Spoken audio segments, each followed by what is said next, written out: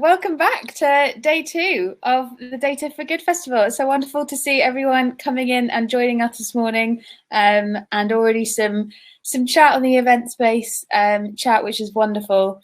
It's very, I know we've all had enough about talking about pandemic life, but I have to say there's so much activity going on over here on the computer and on the screens, but yet I am still in my bedroom. It is completely quiet here. I am alone. So there's the crazy cognitive dissonance. So it's very lovely to see lots of interaction. Please keep that coming. So you know we're not talking just out into the ether, but actually we're all kind of connecting and sharing. So welcome. Very lovely to see everyone back. If today isn't actually your second day back, but is your first day, welcome also. I'm Giselle. I'm the Executive Director of DataKind UK. We're a charity that helps other charities use data science. I'm also one of your festival hosts, and you'll see me online throughout the day. Please come say hi. Today we have an incredible array of people speaking. I think you'll agree yesterday was a pretty incredible array. We're going to keep that quality and that excitement and that variation as well, that variety up today in the 23 events we have coming, delivered by 33 brilliant folk.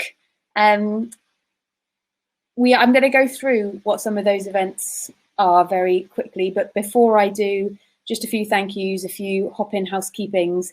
If you were here yesterday, you can go get your coffee for a minute and come back to me while I just do this housekeeping. So firstly, thank you so much to our supporters and sponsors and funders that mean we can be here. So our supporters in the form of 27 other charities and support organisations who help us host this today, who joined a panel to figure out who should be speaking, who did workshops to figure out what the festival should be about, what need we were trying to meet, etc. Couldn't have done it without you. You're wonderful. If you're curious about who these organisations are, I can't list them because there's 27, but go to our Data for Good website and you'll see them all there. And a lot of them are here during the festival itself, so go and say hi. Thank you also to our sponsors. We have Softwire, the Data Lab.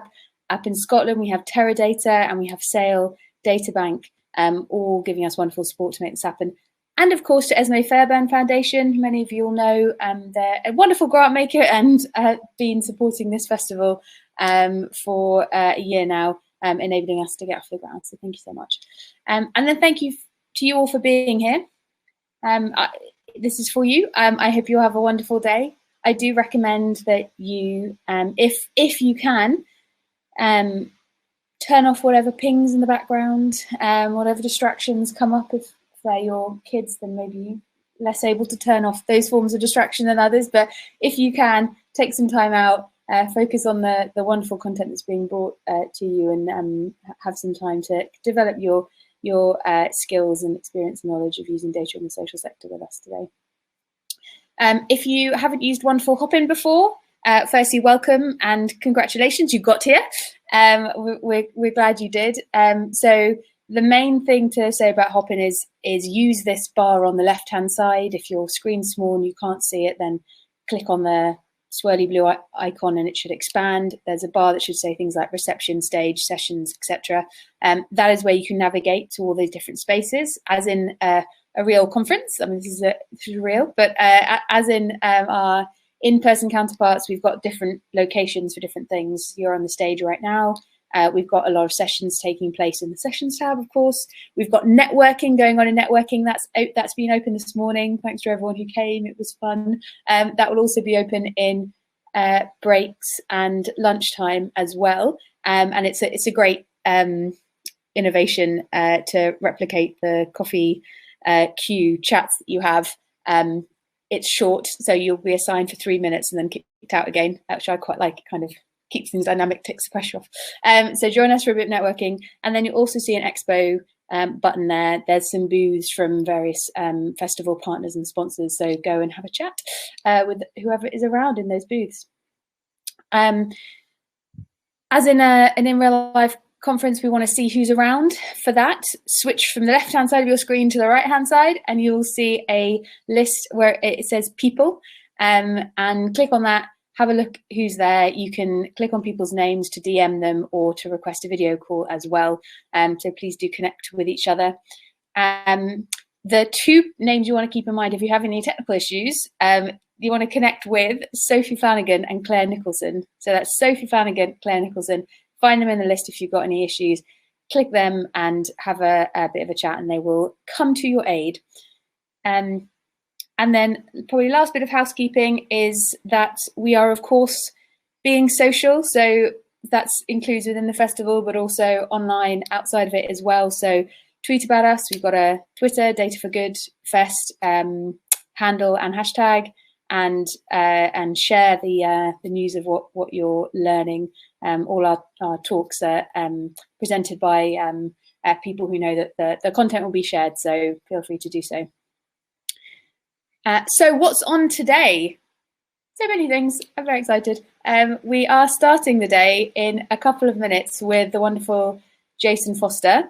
So Jason's worked with charities and businesses his whole career to help them become more data informed, and he's fab. He's very insightful, speaks with clarity, has absolutely loads of experience of working with organisations of all different shapes and sizes, which is why I asked him to come and speak to us today about taking lessons from across all of those different organisations and sectors, and telling us what he's distilled, how to cut through all the noise, focus on what matters in your organisation, how to ensure that you are using data to fulfil and forward your mission rather than taking kind of costly side roads. So Jason's going to be on in a moment. Highly recommend that session. I absolutely can't wait.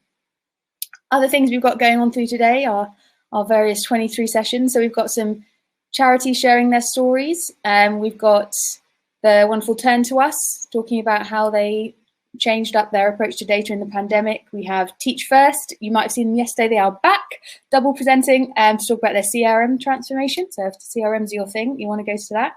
We have Peabody, the Housing Association, talking about how they responded to their most vulnerable clients when the pandemic struck and how they use data to do that. We have British Red Cross talking about open source and why it matters. And we have an international example, John Jay College in New York, talking about, or an example about John Jay College about how they use machine learning to reduce dropout rates. Machine learning being a type of data science. So very exciting journeys being shared with us. We've also got loads of how do I sessions, so practical sessions. How do you create data strategy? How do you do impact reporting? How you use specific tools, so Google Data Studio, GrantNav, Google Colab, which is a collaborative form of coding. A few examples of how you use different types of data. So we've got how to measure what matters from MPC, and we've got how to measure the economic impact of your organisation from Pro Bono Economics. I think that is all. Oh, and we've got I nearly forgot. We've got a how to use geospatial data as well. So how to map things, which is always comes up as a big need and desire for organisations to do. And then two more bundles of talks. We've got a bunch of talks about putting communities at the heart of what you do. Of course, we can't be standing in our ivory towers doing this data thing far away from the people we want to support. We want to very much have those individuals in the loop with us. So we have three really interesting talks, one on building place-based data indices, one on how to use data to measure and demonstrate the value of local place-based giving, and one on community custodianship. So how do we make sure that it's not about surveillance, but actually it's about collectively ensuring that the data collection, analysis and use are done with the community in the centre of it.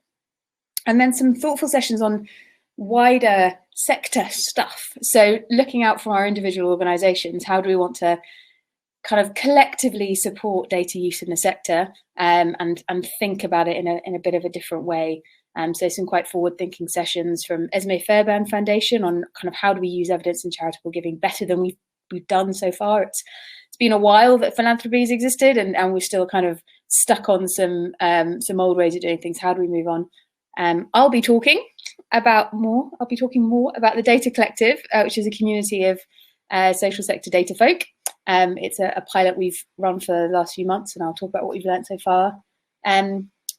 DataWise London is an amazing program of support for small London-based organisations. They'll be talking about what they've learned in providing that support, and a few stories of beneficiary organisations and how they've moved forward on their data journey.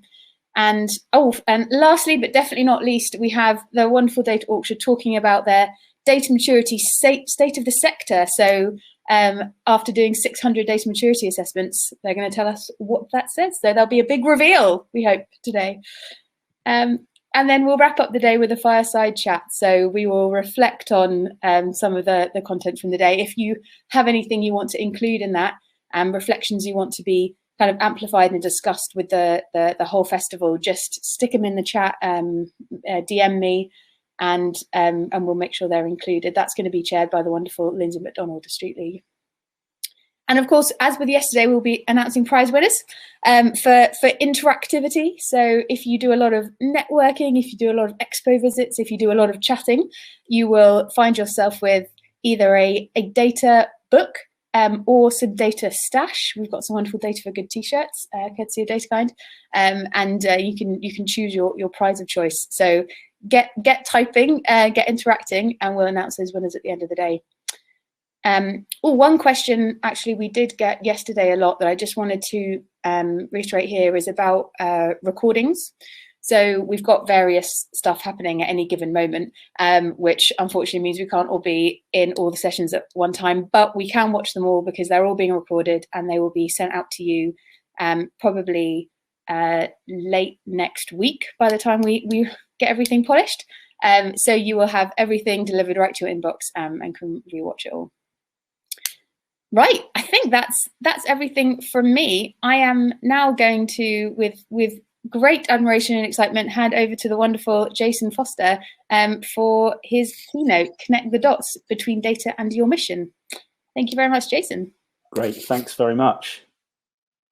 Let me just get my screen shared. Hopefully you can all see that okay. So, wow, so much going on today. Hopefully I can do kicking off this day justice. I hope you enjoyed the festival so far and looking forward to today. It sounds like some amazing stuff going on. Thanks so much for having me to the festival. My name's Jason Foster. I'm the founder and CEO at Synergure and the Chief Data Officer Hub, a members club for senior data leaders, and also the cohort called Data Means Business. So as Giselle said, she approached me a few weeks back, asked me to support and help the thinking of this wonderful community on how best to cut through the noise and focus on the things that really matter. And it got me really thinking about all the work we've done across public, private, social sectors, about what are the things that really matter. So to do that, I've got a bunch of stories to tell, lessons I've learned, sort of distilled for you in helping companies and thinking about how you become data guided. I've been in this space for 20 years. I've seen lots of things work and not work. I've got some scars. I've been in industry. I've been in sort of consulting. I've been in software sales as well. So I've seen sort of all angles of this space, and I feel I have some experience. So hopefully this will add value to you guys. Do feel free to ask questions in the chat panel, and I think we're picking them up at the end. I think Giselle's going to help me do that. So let's get kicked off. So in 2016, I was introduced to this man. His name is Mr. Vladimir Anakin. Now, he's the kind of person you actually don't really want to meet, but if you find yourself in the situation that I was in, you're pretty glad that you did. You see, Mr. Vladimir Anakin is one of the world's leading consultant thoracic surgeons. He's based at Harefield Hospital. He has a wide range of experience in all areas of thoracic surgery and performs really complex lung resection procedures and uses sort of some really cool advanced video-assisted thoracoscopic surgery. So why did I meet him? For a number of years prior, I'd had some breathing difficulties that my GP had confidently diagnosed as asthma, with symptoms that kind of made sense that it might be that. It was sort of feasible. Jason, sorry, I'm going to interrupt. I just popped back in magically. Just to let you know, we can't see your screen. Are we meant to? Oh, yeah, you are meant to. Let me try that again. Thanks, Giselle. Leave everyone on tenterhooks. Oh God, here we go. Do you see that now? Yes, we see the same man in two different settings. Very good. So as per my story, this is Mr. Vladimir Anakin. I'd like you to meet him. Hopefully you can still hear me though. So for a number of years, as I said, I'd had this kind of diagnosis of asthma, and I was treated with someone who had asthma, being given increasingly stronger inhalers over a number of months and years.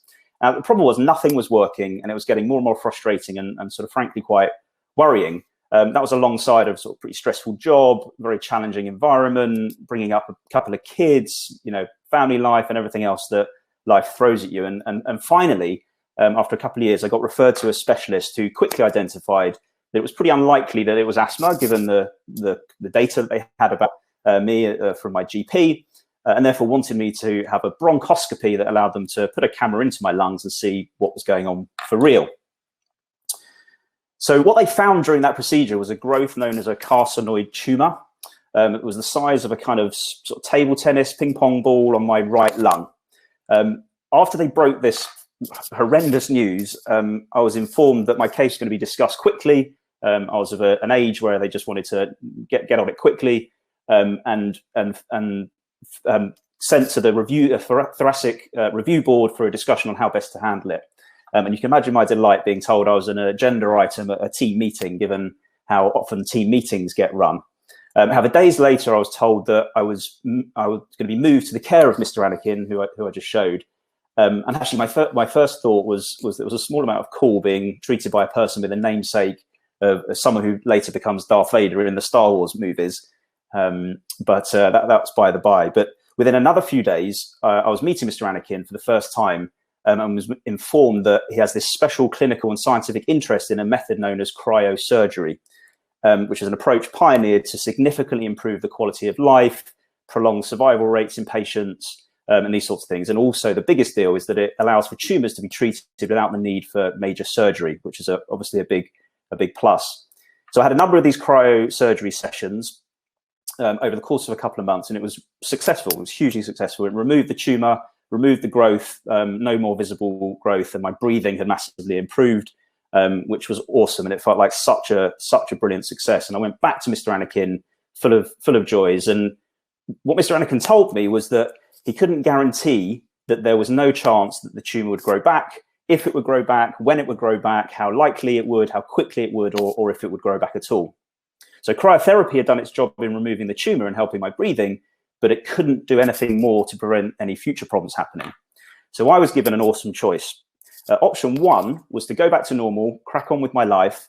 Mr. Anakin would keep an eye on me, watch to see if this tumor reappeared, and live life as normal and just keep an eye on it. Option two was to have major lung surgery, which was actually a double lobectomy involving removal 2 lobes of my right lung to take away the area of where the tumor was and basically guarantee that it couldn't come back. Essentially, it was either sit and wait, see what happens, see if this tumor reappears, or belt and braces, deal with it right now once and for all.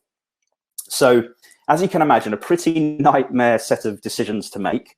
There was 2 basically horrible options. It was live with the chance of a tumor reappearing, which I didn't really want and have this sort of hanging over me, or have major organ high-risk surgery in the knowledge that it would remove the chances of recurrence. So 2 pretty horrible options to try and choose from.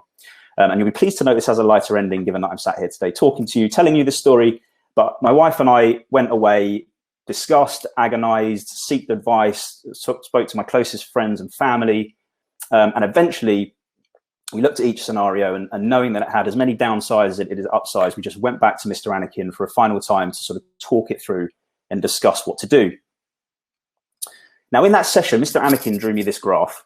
And this graph shows the survival rates for 2 types of cancer over a 5-year period, which was scribbled on the corner of a piece of lunch-stained paper. Luckily for me, the line at the top was related to the carcinoid tumor that I had had. So whilst the prospects were better than many people in my very unfortunate situation, the fact that the line dropped at all because of this thing convinced me almost instantly that I needed to nip this in the bud right now. This very simple graph with limited data points, poor time series spacing, a spelling mistake on the one word that he'd written on there, no fancy technology, no over-engineered analytics was enough for me to make my decision. My mission at that moment was to choose certainty over uncertainty. And I chose to go ahead with the procedure. And less than a month later, I went into the operating theatre. I was under for 5 or 6 hours, and Mr. Anakin performed absolute miracles. And it's been 5 years now, and we're in very good shape, and I'm very thankful for that. And that, my friends, is data for good. And using data to make your own decisions or to help others make decisions is what this is all about, and forms the basis for how you start to connect the dots between your data and your mission. I've never actually told that story in that level of detail in public before, so I do thank you for indulging me to get things kicked off today. But the situation and that graph summarizes so nicely how data should be used for good. It constantly reminds me to strip back the complexity that often creeps into the data space, not to forget the power of a really simple chart, even hand-drawn one, focused specifically at helping to make a decision, life-changing or otherwise. Now, finally, to wrap up my sort of opening story, and given the wider situation we've been in over the last year, I wanted to share this piece of art that happened to be in the hallway, entrance hallway at Harefield Hospital when I was there last year for a checkup. The artist, I messaged him yesterday on Instagram and asked if he minded if I showed this, and he was absolutely delighted, because I think it summarizes how many of us will certainly feel, and certainly during my detailed interaction with the NHS, really closely summarizes how certainly I felt. So I wanted to share this. Actually has nothing to do with my story other than the fact it was at Harefield Hospital where I was. And I wanted to give a shout out to the artist. He's on Ashley J Art on Instagram if you do fancy checking him out. Okay, so on to some lighter stories. So my experience with Data for Good dates a little further back. Between 2013 and 2016, I ran what was then called the Big Data team at Marks and Spencer. It was a fantastic experience, involved switching up the narrative around data, accelerating the use and exploitation of data across the organization, building out some really foundational capabilities that have been built on ever since. And it really helped sort of enable us to understand customers, to make better decisions, to drive business improvement, sort of roots and branches throughout the organization. And one of the things we did there was build momentum behind this data thing. And one of the fantastic initiatives that actually one of my colleagues, a guy called Pete Williams, ran at the time and led at the time, that brought together all the data analytics professionals across the business in partnership with DataKind for a data dive. We brought 5 charities into M&S, and we brought all of the analytics and data professionals from across the business. I think that was roughly 80 to 100 people from M&S. And they were involved at spending time with the charities to help solve data analytical challenges that they faced. We broke into groups, and each group helped a specific charity on some certain challenges that they had. And this data dive, it lasted for about 2 days, concluded with a presentation by the groups about what they'd done, what they'd learned, what they produced, and the output that they'd managed to facilitate for the charities. It was such a brilliant event.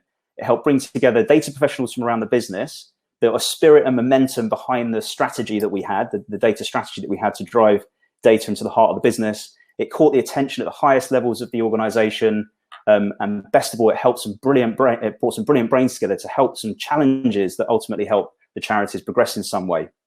M&S was great at supporting these types of initiatives, and I really loved that the sort of freedom that we had to blend what was mainly a commercial focus day to day with something far bigger importance. This sort of purpose-driven thinking around data analytics helped raise sort of my understanding and awareness about the fact that data can actually be used for some really good things here. And whilst, lots of the brains in the world are focused on helping to, sell us more books or, make us watch more content on TikTok or Twitter, actually there's some really positive causes. And I know you're preaching to the converted.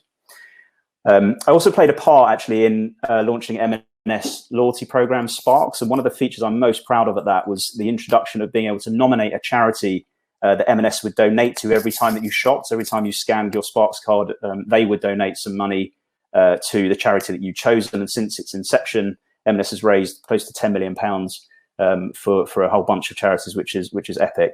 And the reason I mention this is because I think it's really important for us to support sort of a wider agenda in society, not just sort of this sort of commercial gain. And it helped me to understand as I set up my business that this was a really important component of what sort of being good with data and data for good is all about. So when I left M&S, I launched Synergure. We have a mission to create a better future for all through the open and positive use of data. It was born from sort of this professional and personal experience that I have about how data can be used for good, and hope that we can point the sort of smart brains, as I said, to the things that can create a better future. We've worked with organizations, as I said, across sort of public and private and the social sectors to create data strategies that really add value.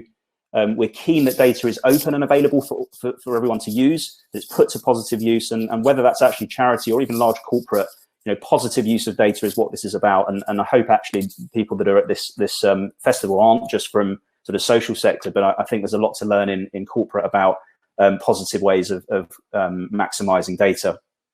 We collaborate really closely with industry leaders and really support this cause. So there are so many examples over this festival, and I'm sure you'll be able to draw on. And as I said, I want to share some other stories, the things that I've learned, experience that I've had about how you focus on what really matters. So to frame things up a little bit more, there's some stuff I've learned about those that focus on data for good. It tends to be sort of not-for-profits, government organizations, housing associations, charities, social enterprises, but not necessarily limited to those. But that's where Data for Good clearly is mostly sort of pioneered, if you like. And this is what I've learned. You're all on a mission. Your organizations have been set up and focus on a very clear statement of intent, normally born out of something, some challenges that need to be solved. And what you're trying to achieve is clear. What the problem you're trying to solve is clear, and you attract people to those organizations that have the same thirst for helping to solve something big and meaty. While traditional and established commercial organizations sort of pivot to purpose-led, to being purpose-led, some better than others, mind you, you know what you stand for, you know what you're about, and you do everything you can to make sure that that's sort of really well understood and underpinning what you do and how you do it.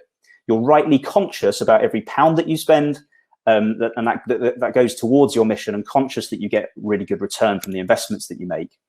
The other thing that I've sort of noticed and I love and I try and embed in any organization that we have is the kind of idea of care and collaboration at the heart of what you do. That really, data is a horizontal, so collaboration is an absolutely critical facet, skill, principle that needs to be applied. And I think that the for good and the social sector really have that in spades.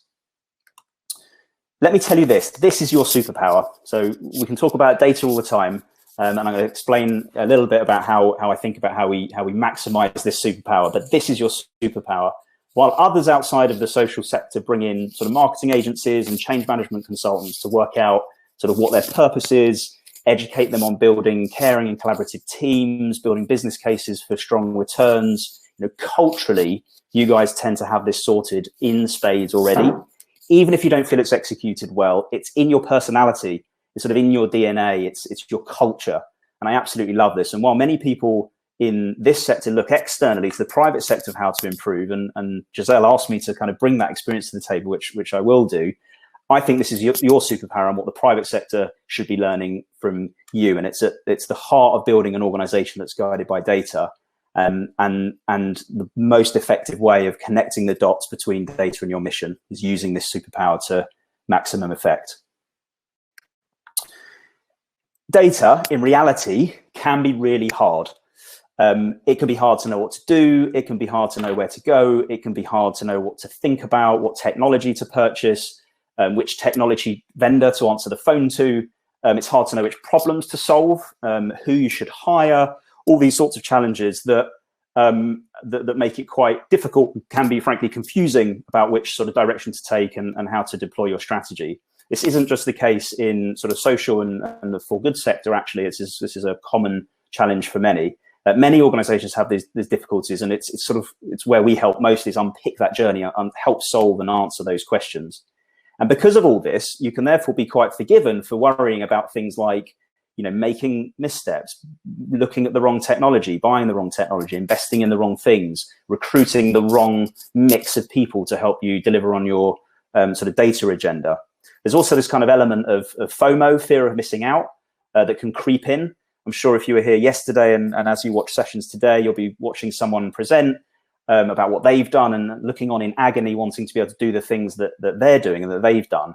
However, you shouldn't really worry about data because of that. You shouldn't worry about data of fear of missing out, that fear of missing out just makes things, potentially focus on the wrong things, because it's really worrying about what other people are doing and trying to copy it, but it's their mission, not your mission. So I do think there needs to be a real sort of need and that drives what you do, rather than doing it for the sake of it. And to help get clarity on what to prioritize, go on the journey that's right for your organization and your beneficiaries, avoid those missteps, avoid spending unnecessarily. We've got to connect the dots back to the mission. So let me share some sort of key principles, some key ways that I think you can do just that, connecting the dots back to the mission. And I've got some examples that you'll recognize, some examples that might be quite new. So the first principle here is to keep things simple and know what helps achieve your goal. If you know what your goal is, that's your sort of guiding star, your shining light to sort of follow. And then keeping things simple to go towards that. If I was standing on stage, I'd ask for a show of hands of who's heard of Timpson. If you're in the UK, it's a well-known British retailer, founded in 1865. I recently found out, so it's been around for a while. It specialises in lots, actually: shoe repairs, key cutting, locksmith services, engraving, dry cleaning, photo processing. They also do like phone, jewellery and watch repairs, amongst some other sort of custom services. They're probably best known for their dry cleaning side of their business, and they're the UK's largest of those. They've got 520 dry cleaning stores across the UK, and they clean 40,000 garments every week. And they're always in the news for doing things innovatively, differently, supporting homelessness and these sorts of things. And with this many stores and 3,500 colleagues, you'd imagine that the focus on data is high. And it absolutely is. However, not as you might expect. So this idea of simplicity comes in this story. James Timpson, OBE, is the chief executive. And he was recently in an article for the Times newspaper, and he pointed out that it's easy for the cost of interpreting data in his organization, and therefore many, to exceed the benefits of collecting it. So instead of investing in a sort of broad data function and lots of technology and systems and the associated changes sort of in the typical way and all sorts of things that you'll hear about in this event, he says there are sort of 3 simple ways for him to understand what the health of his business and what's going on, which you might find surprising, but excellent sort of lesson for us all. So firstly, at 7 p.m. every day, he gets an email, one email listing the day sales from across all of his stores. He suggests that, or says that this isn't collected by their till system and processed through a sort of data ingestion framework and populated into a data platform and given to them as a report, but by their colleagues filling in an online form. And then they also keep a written down copy of the daily sales on a bulldog clip on a piece of paper in the shop. Now, whilst he admits that it's quite an old-fashioned and an old-school way of doing things, it only takes them about 5 minutes a day to do. And the experience, his experience is that writing something down physically, people take more notice of it. It lands in their brains more and they focus on it a bit more. This has stripped back to IT costs for the business. So when they recently bought a business, and they stripped out all of their POS, EPOS and tills, and it saved them £8 million. And minimised the amount of data that they collected, because it wasn't being used for any purpose. It also helped them focus on what matters, which is customer service. So he's got this kind of stripped back, simple approach to understanding one of his key metrics, which is the revenue, the sales for the week, or for the day rather. Secondly, the other sort of key metric was customer service, and that's one of the most important barometers that I guess any organisation can have. And to do that, they get customers to fill in an online form to rate their experience out of 10 when they've used their service, and colleagues get that information in real time. Any bad scores or any unhappy customers are immediately alerted to the area manager, and that area manager contacts the customer to apologise and try and put things right.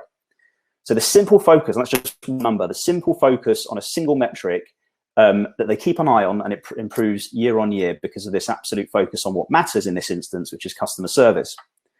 Now, the third thing he talks about, that he cares about, is the cash figure, the cash in the bank. And lots of people talk about, certainly in the commercial sector, revenue and gross profit, net profit. But what really matters, the sanity metric, is cash in the bank. And I'm sure you can appreciate that. It's the best way to measure the health of an organization. You guys will be acutely aware of that. And for this, he gets an email from the finance team at 10 a.m. each morning stating the cash figure in his bank, in the bank account, and compared to the same day in the previous year. So those are the three things that he gets from a data perspective. He's the chief exec of a 150-year-old organization with hundreds of stores across the UK and thousands of colleagues. He keeps things simple, but really effective. And it tells him all he needs to know about the health of the business and where he needs to prioritize. So whether you agree with his approach or not, and I have some doubts about some of the ways that that's been executed, but it's frankly working, there is a real lesson here in stripping back complexity, ignoring the noise, and focusing on what really matters. So my second principle is to look at metrics you haven't looked at before, and ones that others might be ignoring, to help you think differently, be creative. So in 2003, Michael Lewis wrote a book called Moneyball, The Art of Winning an Unfair Game.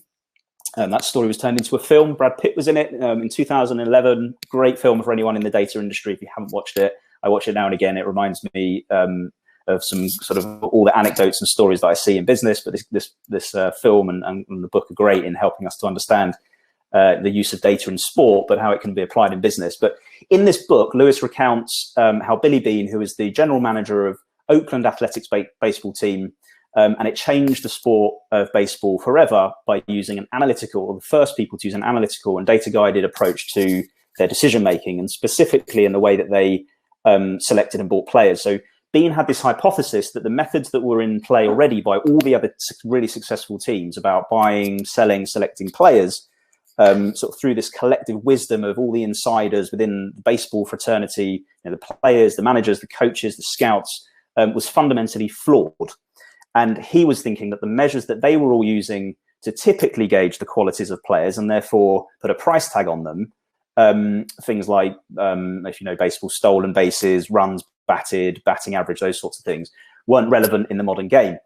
And teams and coaches relied on that, along with their experience and intuition of the scouts that they had, to help them select new players and construct teams.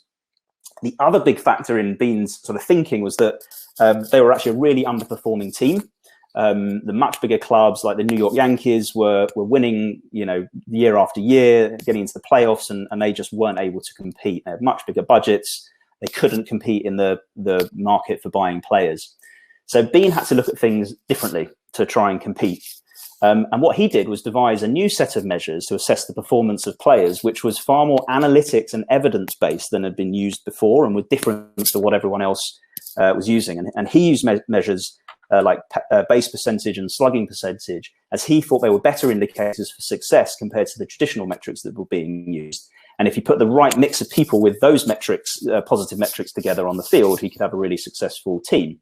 And what this did is this opened up a whole new different set of options for players that were on the market and at other other clubs that bigger clubs would never have even considered, because the metrics that he was using were really undervalued in the market. So the players were much cheaper, and he could buy them with his lower budgets and create this team that was in his sort of theory, his hypothesis would be much better and give him a sort of an edge. Now that method, that approach, that system was so successful that the Oakland Athletics team were able to reach the playoffs in the first 2 years that it was in use, and they had not done that for a very long time prior to that. And that new system for measuring performance, for tracking success, for assessing the market, had such a big impact on baseball that most major teams now have rolled out similar methods, and nearly all teams, and actually this has transcended all sports now, rugby, soccer, football, to those sort of full-time analysts to help with that sort of understanding performance, understanding how they can get more out of their team, and helping to better predict future success. So it changed baseball forever, and the term Moneyball actually is in the lexicon for the game now, and it's an incredible story. And so I suggest you sort of read the book or watch the movie. But the story reminds us that whatever industry that you're in, whatever's come before, there can be new, creative, and interesting ways to track performance, to make decisions, and ultimately use data and metrics to sort of improve what you do. You don't need to sort of be bound by the ways things were done before. And if we think about the mission that we're trying to achieve and the strategy of our organization that we're trying to achieve, we need to be creative about how we might measure our performance, but also how we engage the beneficiaries and engage our audience and engage fans and engage customers in a way that really helps you to drive the performance of the organization. So think differently is my second sort of principle for how we can start to connect the dots. So my third principle on this sort of alignment to mission is to test and learn, and only do things that work and get you closer to achieving your mission. So it can be easy to be busy fools. It can be easy to do things that we think might work and push ahead with them, even though we're not 100% sure. In October 2007, Brian Chesky and his roommate Joe Gebbia were unemployed and looking for a way to make some extra cash to pay their rent. There was like a major shortage of hotel rooms in this particular week, and all the sort of traditional accommodation in San Francisco where they lived, as there were a lot of conferences coming up. So there was nowhere for people to buy. So these guys, Chesky and Gebbia, decided to rent out part of their apartment to people who were struggling to find anywhere to stay in those traditional hotel rooms and accommodation. So they put together this really basic website called airbedandbreakfast.com, which offered an airbed in their loft and a homemade breakfast the following morning for $80 a night. Over the next 11 years, and after some really failed attempts at this, to attempts to scale the business, to get the proposition right, to secure investment, Airbnb, as we now know it, was scaled and created. It's 31 billion valuation, et cetera, global phenomenon, which we know about. But on that first test that they did, just 3 people showed up back in October 2007, and it proved to the founders that they had at least a proposition that someone was interested in, that they had something there. No big investment, no extensive business case, no investment in a huge team to start the idea, no major technology platform, just a concept that they thought might work, that they needed to test, prove that it would work, identify if there's value, and then move on from there. According to Chesky, actually, the people have said that Airbnb is the worst idea that ever worked. I mean, back when they started that in 2007, who would have thought you'd sort of give your room out to other people, and now it's a sort of in normal behavior, right? And they proved that there was demand for something that seemed like it was a crazy idea. We'd never have known that would work unless you tested it. You could have spent a whole bunch of money and it didn't work. On the face of it, letting a stranger into your house sounded mad, but it worked. And Airbnb, like loads of startups, and we talked startups, talked big organizations, have shown that it's worth proving value before starting to scale, before getting huge investments. And until the founders had landed on the right model that worked, because clearly it needed refining other than just an airbed in a loft, and that they proved that it could be successful and showed the idea was credible to other people that they could take forward, investors and their own management team. It was only at that point that they could scale that up. So getting data right needs the same mentality and approach. You want to bring agility and responsiveness to building any new services, solutions, data products. That sort of idea of thinking small to start with, lower investment, proving value, proving credibility, proving that the investment is worthwhile before scaling something up is the way to go. And obviously in a cost-conscious environment, that really helps to kind of focus down on something, test if it works, and then scale it up if it proves successful. And this is true for not just sort of multi-billion-dollar scale-ups, but for building a new dashboard. If you're building a dashboard, we want to make sure that it's worthwhile investing the time to build that dashboard, all the way through to building a predictive model that helps you better understand the sort of supply and demand of your services, for example. So anything that you're doing in the data space, we can have this sort of principle of test and learn before you scale hard. And it helps you work and channel your investments to the sort of the right things that are proven to be useful and required, rather than the things that might be useful and required. It helps you sort of close the gap between that unknown and that uncertainty.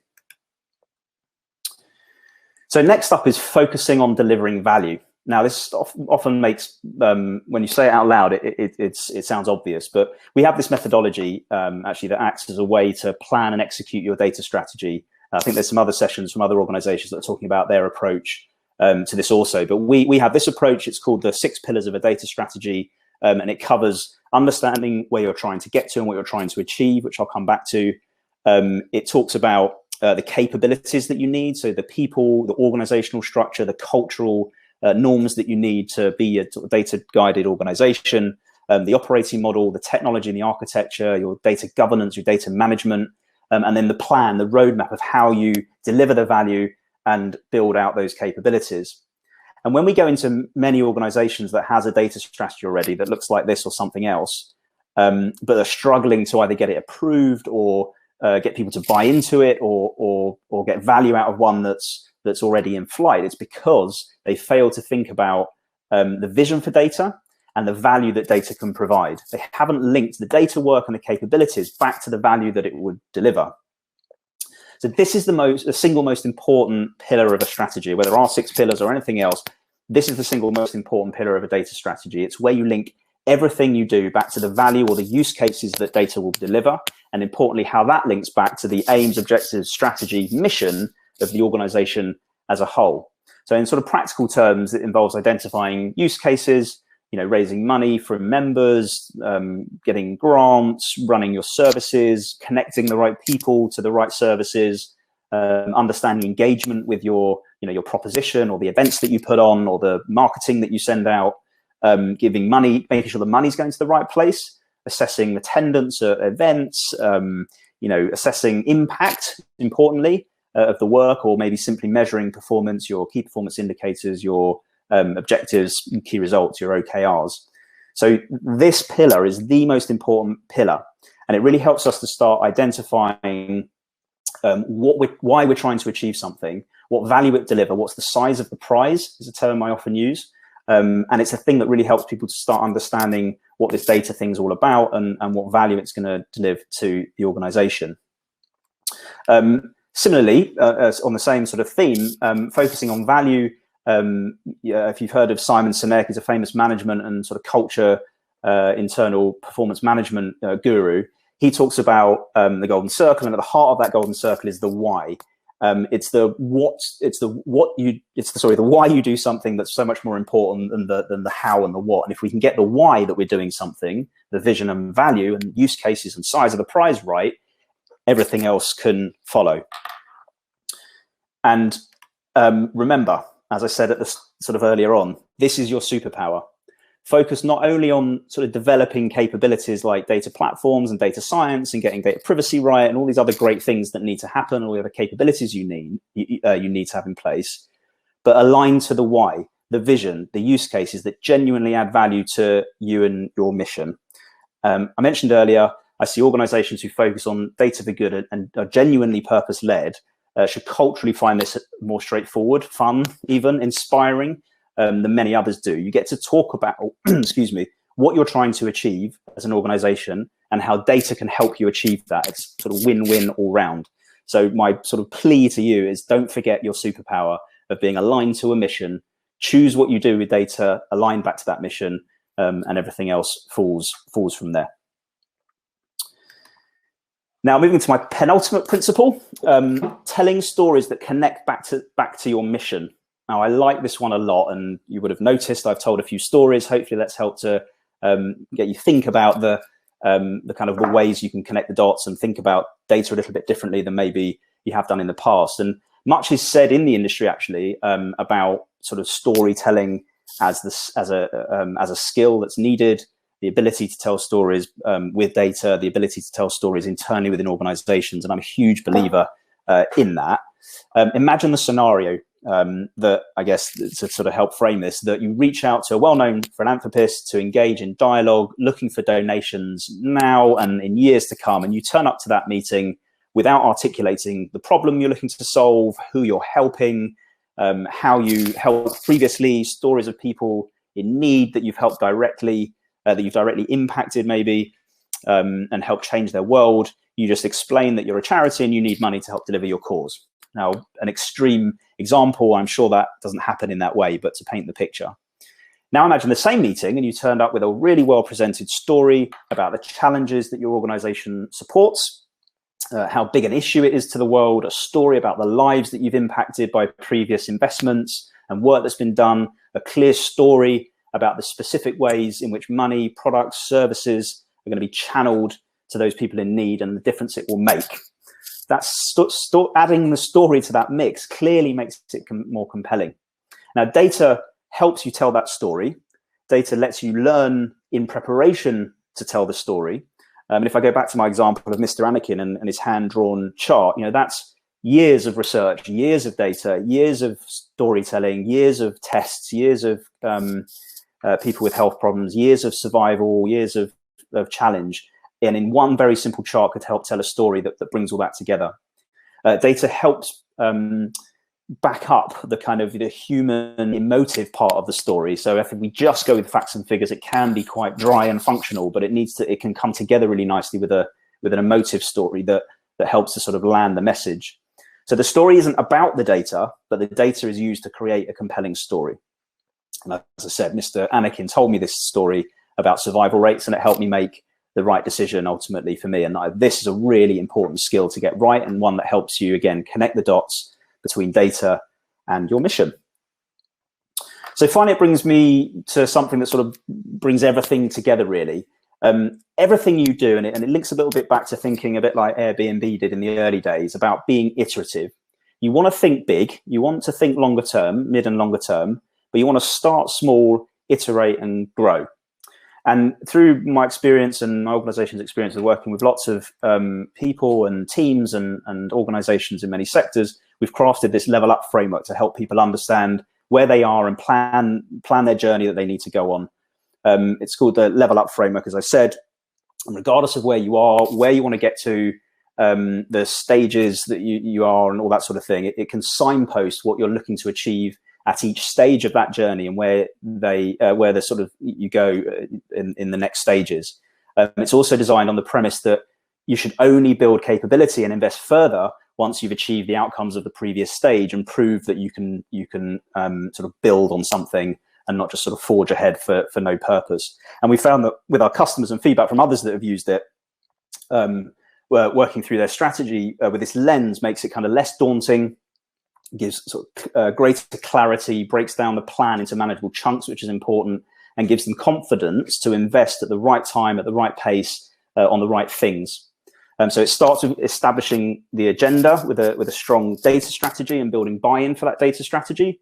It moves to proving value, the Airbnb story, and credibility for data within your organization. It goes into scaling data across the sort of the value chain of your organization. So lots of parts of your organization are impacted. And then accelerating at scale, which is a sort of a tough balancing act to reach actually, before sort of optimizing, which is where you start to be in a position where data is in the sort of DNA of the business. It optimizes everything you do and is no longer like a separate thing, but fully absorbed within the fabric of your organization. So this kind of framework helps you to go on this journey iteratively, focusing on business and organizational outcomes along the way, and only investing in the next thing once you've proven that you've delivered some return back to the organization. So I hope my experiences and stories have in some way helped sort of guide and spark your thinking. I hope it's helped you think about how best to connect those dots as the screen is, and I'll move off this screen quite quickly and focus on what really matters, which is absolutely your mission.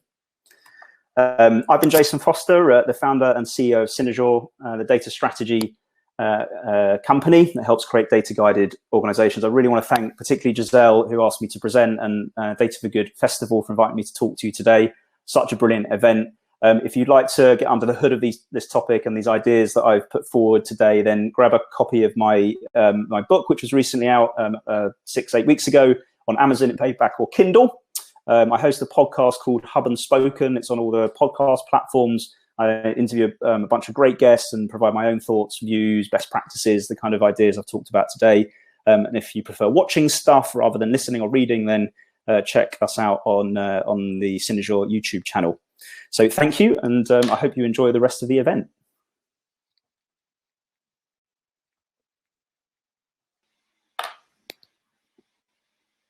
Hello. Thank you so much. I'll move you down.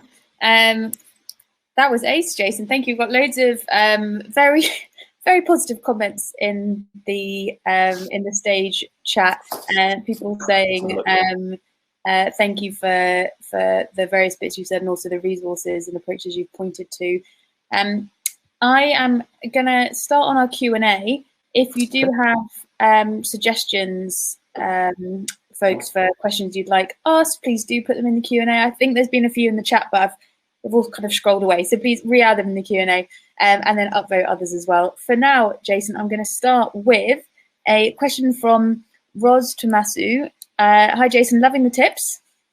Any recommendations on books and podcasts for improved storytelling, which is such an important theme of what we do as data people? There are many books certainly on storytelling. I just can't remember the names of them off the top of my head. I'll happily share some with Giselle maybe afterwards, because there's plenty. I mean, actually for storytelling, I think books about storytelling that aren't data are some of the best ones to have a look at. There's some great podcasts about that explain how Disney tells stories, and it really helps to spark the sort of creativity of how you put a good story together. And then there are also some really great books on visualization and UX and designing dashboards and things that help tell a story as well. As I say, I can't remember off the top of my head the names, so apologies about that. No worries. It's always tough to spout things on demand. If anyone present now wasn't around yesterday, I would recommend David Ainsworth's talk. He did a talk yesterday on how to tell a good story with data, and it got loads of very positive noises. So I'd recommend that. Oh, and we have Rachel Waldridge recommending Data Story by Nancy Jurat. So we've got a good recommendation there. Oh, interesting. This is a tough one. I warn you, Jason. Helen Bradley says, is there any one question that every organization could seek to answer from their data? I think the simple answer is no. I think that's the whole point here, right? So if you look, as a good example, actually, so if you look at like sort of EasyJet and Ryanair, they're both low-cost airlines, but they have a very different proposition and a very different market sort of target audience. And so Ryanair focuses slightly different to EasyJet, for example. So whilst in theory they're an airline, they're low cost, they should have a sort of single metric to look at. But actually no, because it needs to be really sort of tightly aligned to strategic objectives, and your objectives might be focused around increasing donation income, or it could be about increasing engagement at our events. So there is no single sort of data question there. I think finding it is more important than sort of using somebody else's, I would say. Okay, thank you. We've lost your video feed, by the way, which is okay as long as we can hear you. But I'm still here on my screen. Apologies. Don't know what's happened there. It might just be me. So is there another question we should go to? Let's see. We've got loads. Oh, this one's very interesting. Nicola Lynch. I support small charitable orgs and identify so much of what you said. Fab. Any tips on the prioritization of data collection when you can't do everything you want? So yes, she said, so the decision making piece, question mark. Yes. So so the key way of doing that is to start with the business question or the output the outcome you're trying to solve, and work back to the data that you need in order to do it, rather than thinking about all the data that you can get, the data that you've got, the data that you might need, the interesting data sets that could be available, and working out what you could do with them. So start sort of right to left rather than left to right, if you can sort of imagine the diagram. But yeah, I think prioritizing data, data sort of almost in a weird way in data strategy, data's kind of down the priority order of things to think about with data strategy, because the first is what you're trying to achieve and the questions you're trying to answer and the outcomes you're trying to get to, and then you get to kind of, well, therefore what business questions do we have, therefore what data do we need, therefore what technology might we need to put in place. That's helpful. Yeah. Okay, 29 past. So I think we've just got time for one more. Jennifer Sowerby. As a starting point, would you suggest easy to answer internal performance questions, or more important but harder to answer external questions about the issues we're seeking to address? So should we start by looking inward or looking outward? Yeah, it's a great question. There's two ways I'd answer that. One is how big a benefit can you deliver? So if answering the internal question delivers a bigger benefit than the external ones, then it gives you a prioritization point. But feasibility and practically pragmatic sort of delivery of projects and work, and focusing the attention is also important. So it's always useful to look at sort of the size of the benefit and the feasibility of doing it. And you want to do the things that are easier to do and deliver a benefit more than the things that are harder to do, and may give an equal benefit, but they're just harder to do. And the other thing I'd say with things that are harder to do is as my example about sort of start small is don't try and solve the whole thing. Break it up and answer bits of it, and then improve it over time. Think of it like an app. Deliver version 1 and then add to it. So you're not such a massive hard problem. You've got lots of sort of smaller problems to try and solve.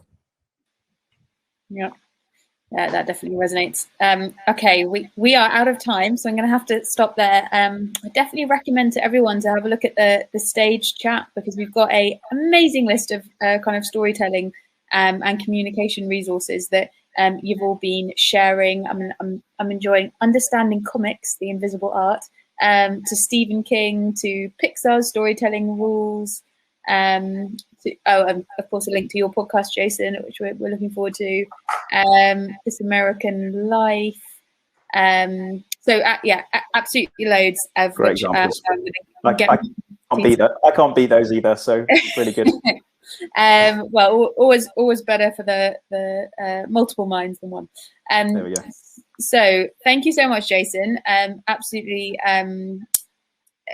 loved your kind of simplicity of the points you presented, and I'm sure there'll be a lot for people to chew on as they go back into their organizations. For now, I'm going to say thank you and goodbye, and we are going to pause for a couple of minutes up until our next 4 talks at 35 past. So we've got loads of great stuff coming up. We've got how to use Google Colab Notebook. So that's if you're a technical person, so it does require a little bit of coding expertise as a background. We have developing community custodianship for social change. From Open Data Manchester. We have Sian from Data Orchard talking about data maturity across the sector. And we have Teach First talking about CRM transformation. So absolutely loads of choice there. So go have a little leg stretch, and we'll see you back here in a couple of minutes. Bye all. Thank you, Jason. Thanks, everyone.